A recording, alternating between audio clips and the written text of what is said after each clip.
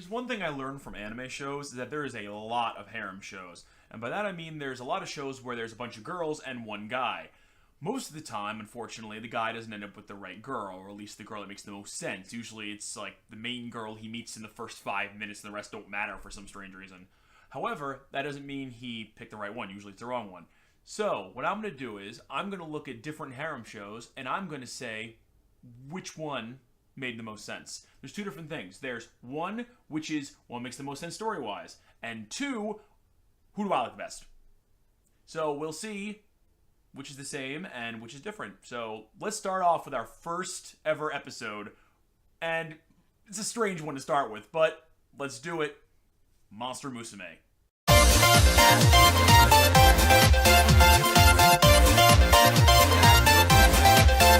I guess if it were best if I were to explain exactly what Monster Musume is in the first place. Monster Musume is a show that exists in an alternate reality where there are monster people that have come over to the Earth to do a cultural exchange and they want to have peace.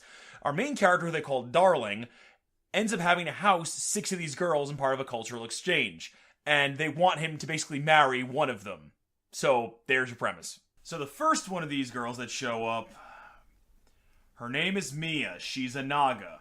If you couldn't tell from my exasperated sigh, I really don't like Mia. She's kind of a bitch. Oh, no. She's a yandere bitch. Like, fuck her. Like, there's an episode when she tries to make one of the other characters freeze to death because she thinks that she's gonna get with Darling, and it's kind of scary. Yeah, she's a little freaky and a little too protective. Why? What's that, Hand? Do you have a finger for Mia? Aw, thank you, Hand. Thank you. It's a fuck you, Mia. Next up is Poppy. She's a harpy girl, and she's kind of like the girl from Edotama, Piotan, who doesn't have any kind of memory. What's Edotama? Oh, that'll be next time.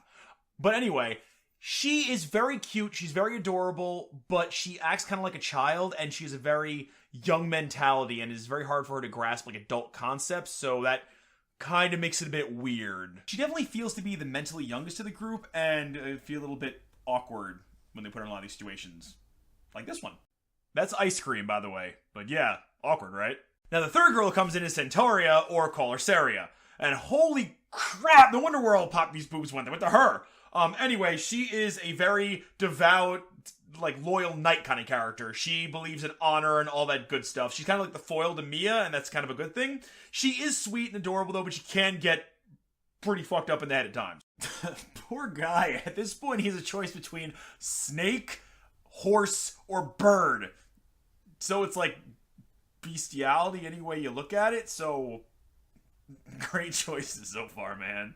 The fourth girl doesn't make it a whole lot better, because now you get a goo girl. She doesn't even, like, a thing. She's made of, like, the slime things from Dragon Quest. Yeah, she can transform into other people, but that's weird. It's like, is it solid, or is it just, like, water, or I don't even know how that would work physically. Also, no joke, in a few episodes, he almost drowns in her boobs. I'm gonna repeat that. Drowns in her boobs. Oh, this poor guy's choices so far. Okay, what's next? I mean, well, hopefully this time I'll actually have one that's not quite lizard snake bottom. Oh, yeah. Mermaid with a fish bottom. Yeah, that's much fucking better. Much fucking better. This character is one of the weirdest setups I've seen. Her name is Mero, and she has a hard-on for tragic romances. She doesn't even want to be the main guy's squeeze. She wants to be his girl on the side, and then one of them to die, and that's, like, her fetish. It's a bit weird. Okay, so we have, let's see, we have snake, bird, horse, goo, and fish bottom. So, what's left? What do we have left? Sure. Why not? Spider Girl. Go for it.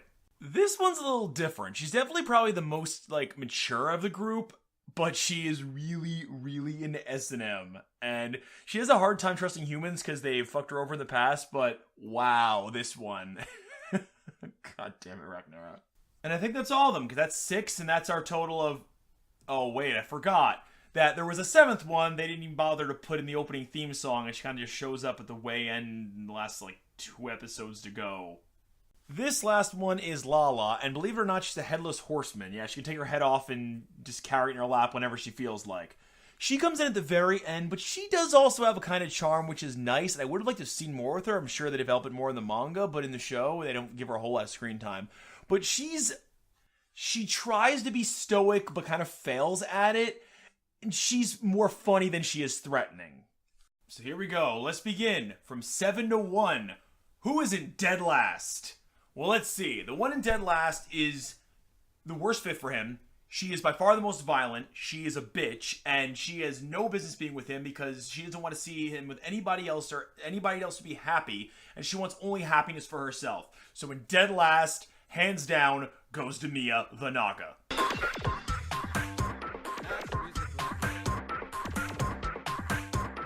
That brings us to number 6. This one's a little bit tougher, but I like to think of it this way.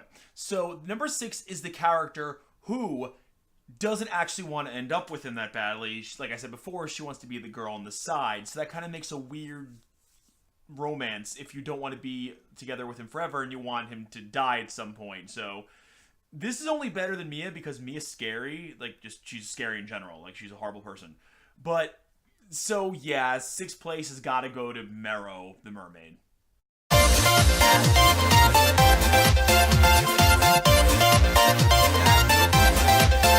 Alright, so let's go to number 5. Number 5 is one that I like the character. We're starting on the ones I like now. I do like her. I think she's a great character, but I don't think she is emotionally ready for a kind of relationship yet.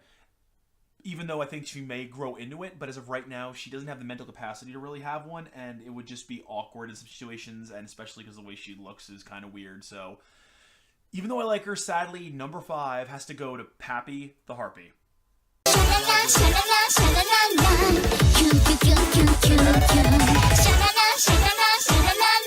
Cutting in at number 4 is actually a character I would never have assumed that would make it this far. Considering she was only in like 2 episodes, I really ended up liking her more than I thought I would. She has this kind of charm to her, as I said earlier, but she really just has his presence. And she even says in the manga that you girls can have him because when he dies, I have him forever. So it's pretty badass. Still, she didn't have enough time to really develop with him, so she's got to be a little lower on the list. So 4th place, barely missing any kind of medal, goes to Lala.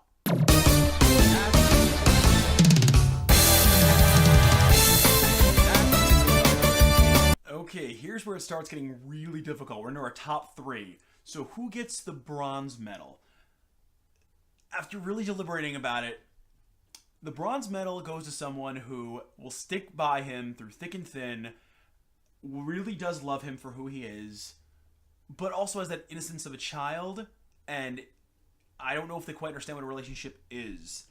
But I really do like her. I think she's adorable. But I can't really see it being like a super relationship thing as of yet. So I like her a lot, but 3rd place, the bronze medal, goes to Sue.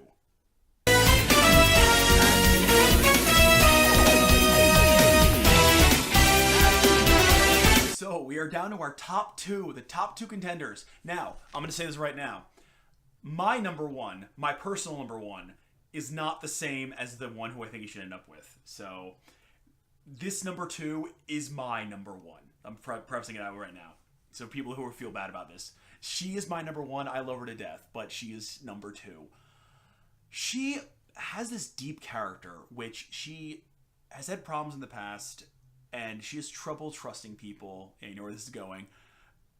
And she really desperately, underneath all that, you can tell she just needs to be loved and someone has to trust her completely, but it's so hard considering the way she looks and acts.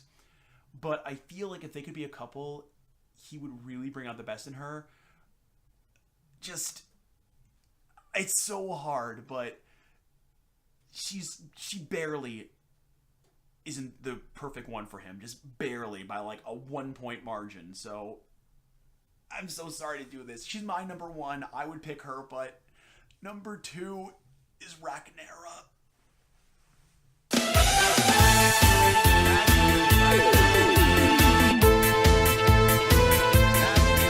Oh, that was actually kind of painful. But that only leaves one character left, so we all know who gets number one. She is just fiercely loyal. She has a deep character. She really cares for him. She changes as a character. She's actually one of the ones that actually develops and actually gains life lessons from, you know, the whole living in a different country to get life lessons thing. You know, the whole point she went there in the first place, other than trying to fuck a guy. Fuck you, Mia. But she really, I think, did learn the most and really deserves the happy ending. And they've had great moments together, great romantic moments together, and it just, they fit, they mesh well. I can't deny it. I love Rhaenyra. I gotta give it to him, though. Darling's future wife is Saria. So there you go. Saria is best waifu when it comes to Darling-kun. I wish I could have picked Rhaenyra. She's my favorite. She gets the gold for me, but Darling-kun's a little different than me, so I had to give it to Saria. I was being, non-biased, so it had to be that way. Well, that does it for this episode of Who is Best Waifu. If you have any ideas whatsoever about a harem show you want me to talk about, like do you want me to rate, then put it in the comments below. Don't forget to like and subscribe, and thank you, everybody. And I think that's about everything. You forgot Smith! Oh, fuck.